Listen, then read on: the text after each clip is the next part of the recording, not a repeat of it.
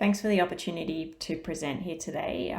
My name's Sarah Robertson. I'm a research fellow at RMIT University, and I'm presenting here on behalf of the Housing and Energy Efficiency Transitions Research Project team led by Professor Ralph Horn. And the focus today of this presentation is on research on the lived experience of retrofit in Victoria, Australia, where I'm based and where I live and work on lands of the Woiwurrung and Boonwurrung language groups of the Eastern Kulin Nations. Australia has about 25 million people, with about 6.5 million of those residing in Victoria, and 5 million of those approximately live in the capital city of Melbourne. Housing in Australia is dominated by large owner-occupied homes. However, worsening housing affordability and population increases in cities have seen an increase in apartment dwellings. Australians have experienced rising energy prices. The price of electricity has increased by 117% and gas by about 89% in the last decade. On average, a 2018 report found low-income households spend 6.5% of their income on energy, but that 1 in 4 of those households with the lowest 20% of incomes are paying almost 9% of their income on energy. In terms of those experiencing energy poverty, a recent report by the Victorian Council of Social Services found that about 28% of Victorian households face either payment difficulties or are unable to heat their homes sufficiently, and this is a mix of persistent energy hardship and I guess more temporary energy hardship. And those experiencing and at most risk of energy poverty are likely to be private renters, large families, and older people. And I guess this is likely to be an underestimate of the situation. So at the national level, there's been little focus on retrofit, and energy poverty has not really been on the agenda. In 2009, the $3.9 billion home insulation program was introduced by the then Labor government. However, that was closed in 2010 because of safety and compliance concerns, including the deaths of some installers. And then other than that, really the focus has been on solar PV, with the small-scale renewable energy scheme providing a financial incentive to householders to install PV, but the driver here was and has been carbon reduction rather than a focus on equity. At the state level, Victorian policy responses are focused on energy efficiency upgrades. Since 2007, the state has provided discounts on energy efficient technologies and appliance retrofits through the Victorian Energy Upgrades Program. However, these subsidies are available to all, and our recent research led by Nicola Willan suggests the program may be regressive and not reaching those who need it most. In 2018, the Solar Homes program was launched, giving rebates for householders purchasing solar PV, hot water, and batteries. However, it's also not targeted at low income earners, and eligibility criteria have exclude only 10% of Victoria's wealthiest households.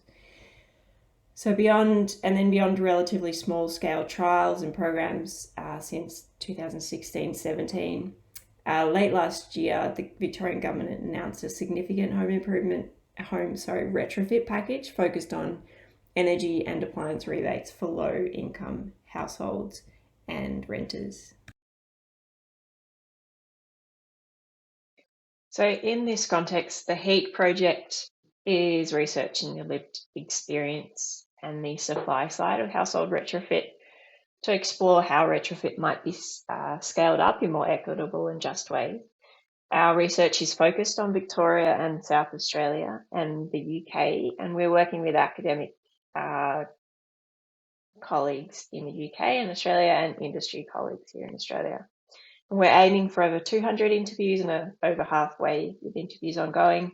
And we're also in the process of interviewing stakeholders on the supply side.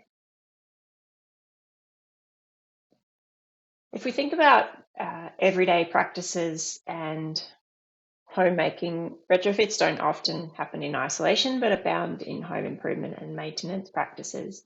And some of the elements that we are finding that shape the opportunities to retrofit housing quality, changing spatial practices, including meanings of home, tenure, knowledge is a key issue.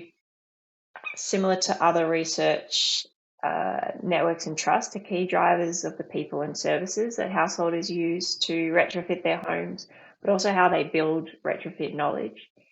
And then there are also issues around access to finance. And you see these interlocking.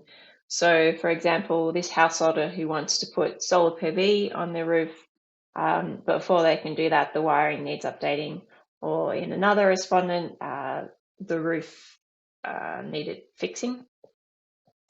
Or there's householders who may have the opportunity to put new insulation in through a government scheme, but have to upgrade their lights and wiring before the insulation can go in.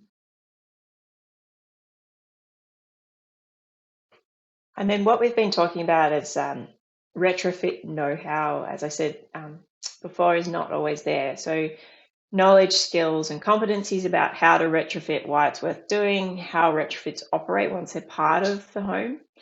And we've been thinking about these as knowing the home, knowing someone, or having networks and trusting relationships.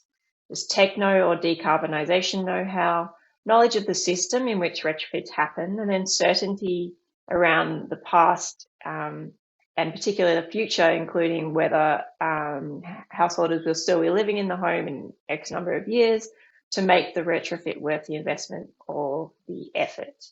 So this example here is from an account of a householder realizing their solar hot water wasn't working as well as a year after it went in. It was originally installed. And this householder had the know-how to, after calling the different providers to see if they could come out and fix it and finding that that would cost some money, this householder had the know-how to try cleaning the panels, and they've taken that. And then they sort of reflected on the fact that, see, I learned as I went along, and I can tell my friends and share my knowledge with others. But I guess not everybody has these different retrofit know-hows.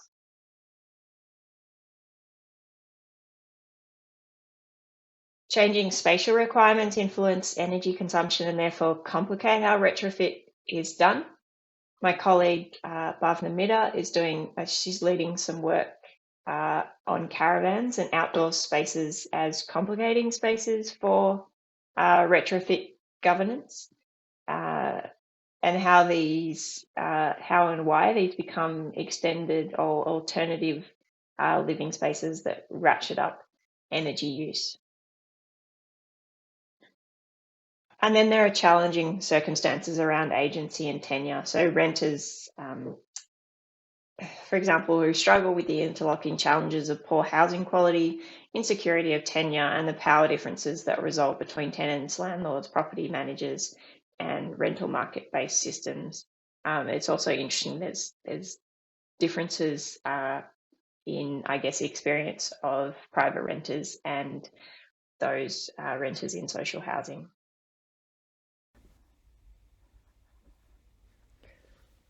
So some reflections on scaling up retrofit in equitable and just ways. Australia, compared to Europe and the UK, at least, is really playing catch up in this space. We have more experience with solar PV. However, here the focus has been on carbon reduction as opposed to equity. Victoria, with its recent announcement and some small-scale programs, is sort of, I guess, one state that's taking a lead in terms of retrofit to tackle energy poverty. However, these policies and programs, as they roll out, need to build strong links between retrofit and social benefits. And they need to take whole of house and household approaches that account for diverse everyday practices and opportunities.